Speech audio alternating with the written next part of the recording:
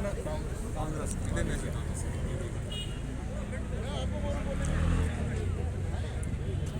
जिस तरह से पूरे भारत के अंदर महंगाई को लेकर आम जनता को मार पड़ रही है और कांग्रेस की तरफ से आज ज़िला डोडा के अंदर भी प्रदर्शन किया जा रहा है महंगाई को लेकर। आइए इनसे पूरी जानकारी लेते हैं, तो जानते हैं कि किस तरह की डिमांड्स हैं। आपका नाम? मेरा नाम मुश्ताक अहमद भट्ट, मैं TDC मेंबर हूँ मरमत कॉन्स्टिट्यूंसी से। हमारे जो नौजवान साथी हैं, महंगाई के बारे में आप देख लो, तेल कहाँ है, आटा चावल कहाँ है, सब्जियां कहाँ पहुंच गई और दिन ब दिन डबल हो रहा है। अब हमने देखा तेल का दाम आज देख लो 80 रुपये लीटर आज डीजल है, पेट्रोल तो मेरे ख्याल 100 के आसपास में ही है।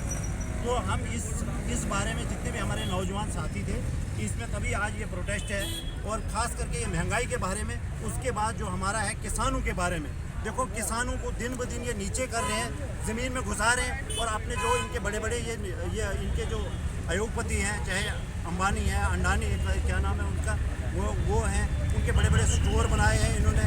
और उसके लिए ये हमारे नौजवान साथी ये कह रहे हैं कि किसानों को ये दिन ब दिन नीचे कर रहे हैं और ये अपने गवर्नमेंट का जो टैक्स है हर चीज़ में डबल टैक्स लगा रहे हैं। जैसे कोई सब्जी का देखो, आप इसका देखो, आलू देखो आज कहाँ, प्याज देखो आज कहाँ है। कुछ दिनों के बाद बजट भी पेश हुआ, तो क्या लगता है आपको जम्मू कश्मीर की बात भी होगी उसमें?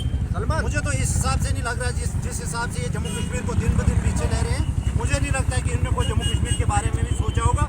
हम इनसे यही डिमांड करते हैं कि जम्मू कश्मीर की स्टेट वापस करो और हम उसके बारे में जो यहाँ के नेता हैं उसके बारे में ये सोचेंगे। देखिए पार्टी के साथ जुड़े हैं आप, तो क्या लगता है आपको आम जनता किस तरह की परेशानियों का सामना आम जनता को करना पड़ रहा है? सर इस वक्त जनता का बुरा हाल है। मैं कहता हूँ कि रोज़गार कुछ नहीं है जम्मू कश्मीर में। रोज़गार ये कह रहे थे कि इधर बड़ी बड़ी फैक्ट्रियाँ लगेंगी, बड़ा कुछ होगा, यहाँ कुछ होने वाला नहीं है।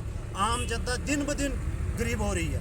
आम जनता जो 400 रुपये दिहाड़ी ले रहा है, इस वक्त 400 रुपये है, वो भी बाहर गवर्नमेंट रेट वो भी 200 ही है।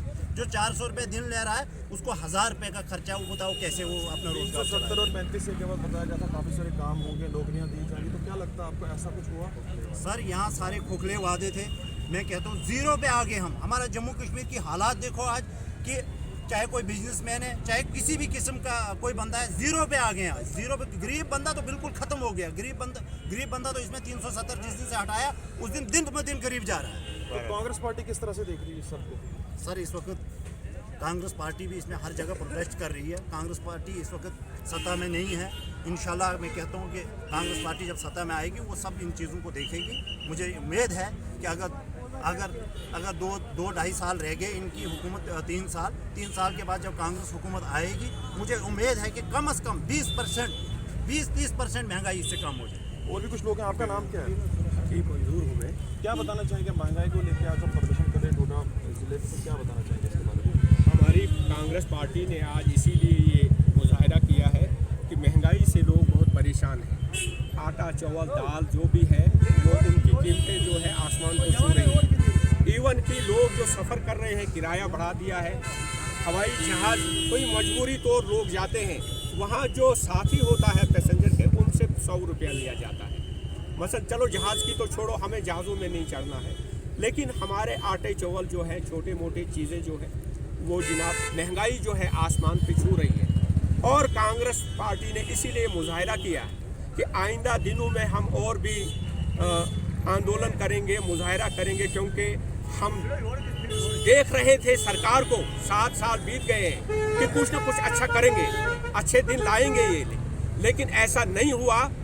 अब हर एक बंदे को ऊपर उठना पड़ेगा अपने हक के लिए, अपने बच्चों के मुस्तकबिल के लिए। हर एक शख्स को उठना पड़ेगा और मुजाहरे करने पड़ेंगे, ऐवानों में जाना पड़ेगा और अपने हक के लिए लड़ाई लड़ने की, क्योंकि लातों के बूथ जो है वो हाथों से नहीं मानते। दिनों के बाद बजट भी पेश होगा, तो क्या लगता है आपको? बजट में मुझे लगता है जम्मू कश्मीर का कौन होगा? जिसका कोई नहीं उसका खुदा है यारो।